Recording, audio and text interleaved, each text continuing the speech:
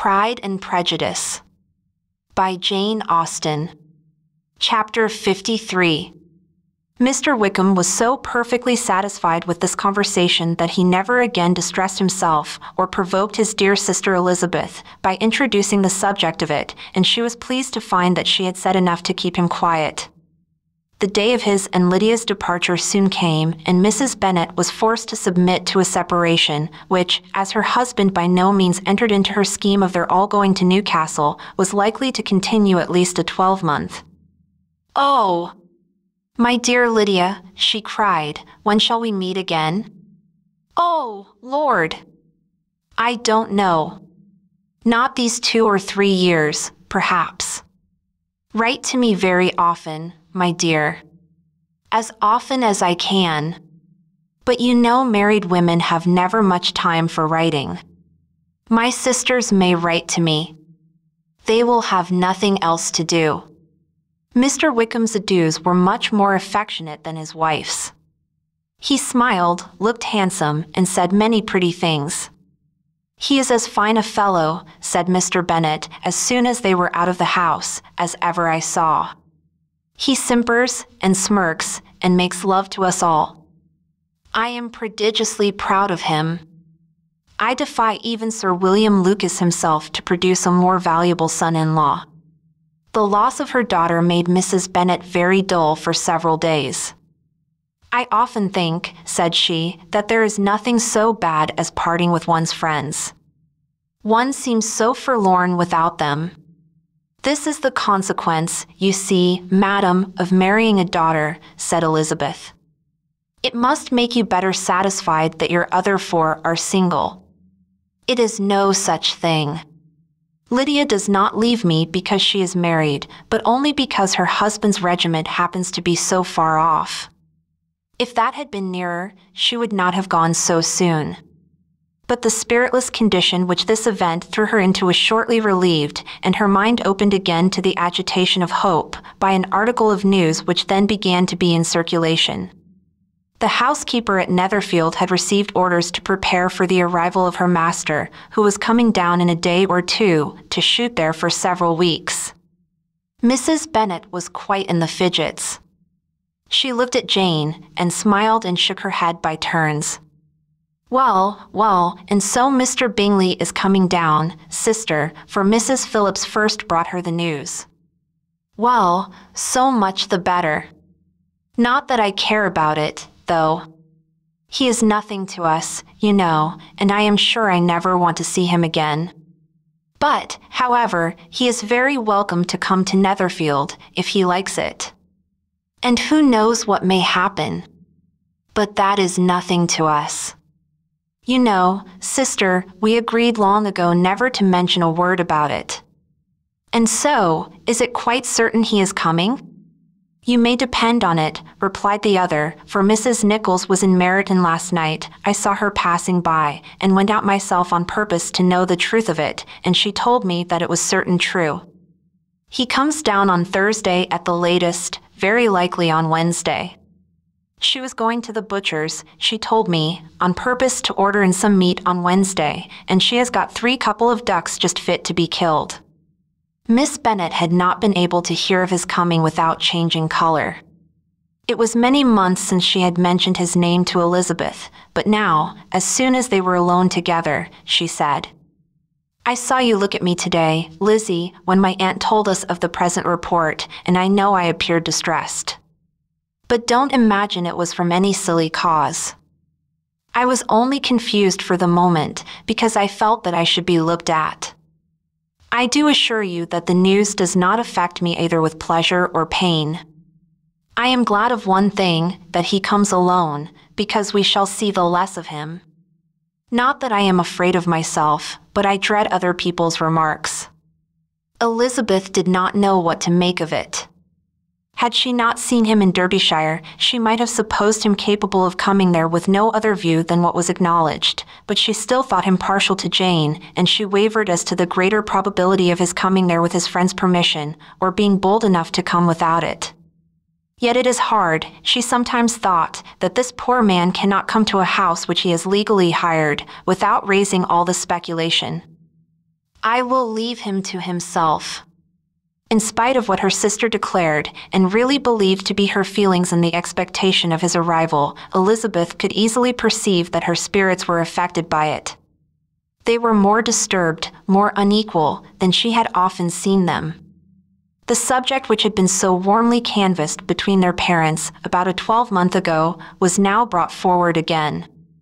"As soon as ever Mr. Bingley comes, my dear," said Mrs. Bennet, "you will wait on him, of course." "No, no. You forced me into visiting him last year and promised, if I went to see him, he should marry one of my daughters. But it ended in nothing, and I will not be sent on a fool's errand again." His wife represented to him how absolutely necessary such an attention would be from all the neighboring gentlemen on his returning to Netherfield. "'Tis an etiquette I despise," said he. "If he wants our society, let him seek it. He knows where we live. I will not spend my hours in running after my neighbors every time they go away and come back again. Well, all I know is that it will be abominably rude if you do not wait on him. But, however, that shan't prevent my asking him to dine here. I am determined. We must have Mrs. Long and the Gouldings soon. That will make 13 with ourselves, so there will be just room at table for him." Consoled by this resolution, she was the better able to bear her husband's incivility, though it was very mortifying to know that her neighbors might all see Mr. Bingley, in consequence of it, before they did. As the day of his arrival drew near, "I begin to be sorry that he comes at all," said Jane to her sister. "It would be nothing. I could see him with perfect indifference, but I can hardly bear to hear it thus perpetually talked of. My mother means well, but she does not know, no one can know, how much I suffer from what she says. Happy shall I be when his stay at Netherfield is over." "I wish I could say anything to comfort you," replied Elizabeth, "but it is wholly out of my power. You must feel it, and the usual satisfaction of preaching patience to a sufferer is denied me, because you have always so much." Mr. Bingley arrived. Mrs. Bennet, through the assistance of servants, contrived to have the earliest tidings of it, that the period of anxiety and fretfulness on her side might be as long as it could. She counted the days that must intervene before their invitation could be sent, hopeless of seeing him before. But on the 3rd morning after his arrival in Hertfordshire, she saw him, from her dressing-room window, enter the paddock and ride towards the house. Her daughters were eagerly called to partake of her joy. Jane resolutely kept her place at the table, but Elizabeth, to satisfy her mother, went to the window. She looked, she saw Mr. Darcy with him, and sat down again by her sister. "There is a gentleman with him, mamma," said Kitty. "Who can it be?" "Some acquaintance or other, my dear, I suppose. I am sure I do not know." "Law," replied Kitty, "it looks just like that man that used to be with him before. Mr. What's his name? That tall, proud man. Good gracious! Mr. Darcy, and so it does, I vow. Well, any friend of Mr. Bingley's will always be welcome here, to be sure, but else I must say that I hate the very sight of him." Jane looked at Elizabeth with surprise and concern. She knew but little of their meeting in Derbyshire, and therefore felt for the awkwardness which must attend her sister in seeing him almost for the first time after receiving his explanatory letter. Both sisters were uncomfortable enough. Each felt for the other, and of course for themselves, and their mother talked on, of her dislike of Mr. Darcy, and her resolution to be civil to him only as Mr. Bingley's friend, without being heard by either of them. But Elizabeth had sources of uneasiness which could not be suspected by Jane, to whom she had never yet had courage to shew Mrs. Gardiner's letter, or to relate her own change of sentiment towards him. To Jane, he could be only a man whose proposals she had refused, and whose merit she had undervalued, but to her own more extensive information, he was the person to whom the whole family were indebted for the first of benefits, and whom she regarded herself with an interest, if not quite so tender, at least as reasonable and just as what Jane felt for Bingley. Her astonishment at his coming to Netherfield, to Longbourn, and voluntarily seeking her again, was almost equal to what she had known on first witnessing his altered behavior in Derbyshire. The color which had been driven from her face returned for half a minute with an additional glow, and a smile of delight added luster to her eyes, as she thought for that space of time that his affection and wishes must still be unshaken. But she would not be secure. "Let me first see how he behaves," said she. "It will then be early enough for expectation." She sat intently at work, striving to be composed, and without daring to lift up her eyes, till anxious curiosity carried them to the face of her sister as the servant was approaching the door. Jane looked a little paler than usual, but more sedate than Elizabeth had expected. On the gentleman's appearing, her color increased, yet she received them with tolerable ease, and with a propriety of behavior equally free from any symptom of resentment or any unnecessary complaisance. Elizabeth said as little to either as civility would allow, and sat down again to her work with an eagerness which it did not often command. She had ventured only one glance at Darcy. He looked serious, as usual, and, she thought, more as he had been used to look in Hertfordshire than as she had seen him at Pemberley. But perhaps he could not in her mother's presence be what he was before her uncle and aunt. It was a painful, but not an improbable, conjecture. Bingley she had likewise seen for an instant, and in that short period saw him looking both pleased and embarrassed. He was received by Mrs. Bennet with a degree of civility which made her two daughters ashamed, especially when contrasted with the cold and ceremonious politeness of her curtsy and address to his friend. Elizabeth, particularly, who knew that her mother owed to the latter the preservation of her favorite daughter from irremediable infamy, was hurt and distressed to a most painful degree by a distinction so ill applied.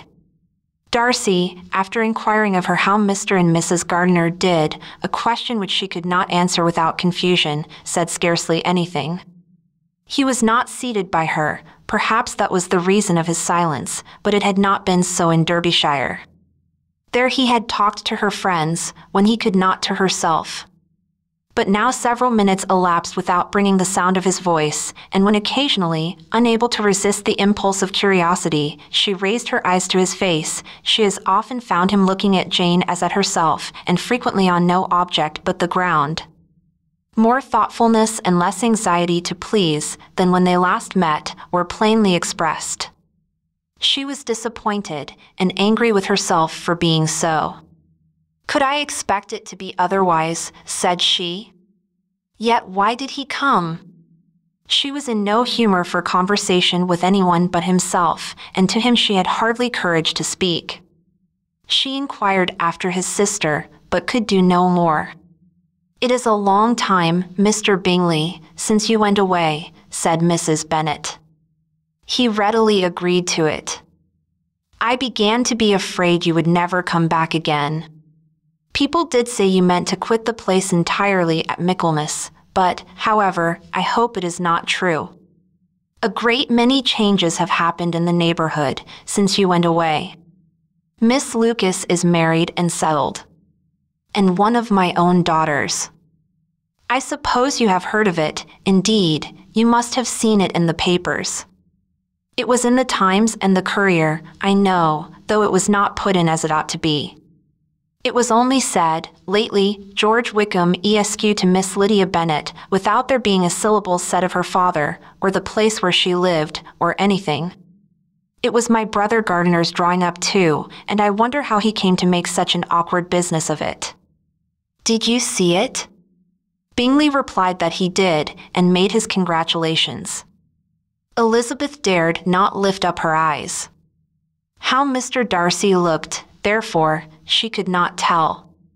"It is a delightful thing, to be sure, to have a daughter well married," continued her mother, "but at the same time, Mr. Bingley, it is very hard to have her taken such away from me. They are gone down to Newcastle, a place quite northward, it seems, and there they are to stay I do not know how long. His regiment is there, for I suppose you have heard of his leaving the shire, and of his being gone into the regulars." "Thank heaven! He has some friends, though perhaps not so many as he deserves." Elizabeth, who knew this to be leveled at Mr. Darcy, was in such misery of shame that she could hardly keep her seat. It drew from her, however, the exertion of speaking, which nothing else had so effectually done before, and she asked Bingley whether he meant to make any stay in the country at present. A few weeks, he believed. When you have killed all your own birds, Mr. Bingley, said her mother, I beg you will come here and shoot as many as you please on Mr. Bennet's manor. I am sure he will be vastly happy to oblige you, and will save all the best of the coveys for you. Elizabeth's misery increased at such unnecessary, such officious attention.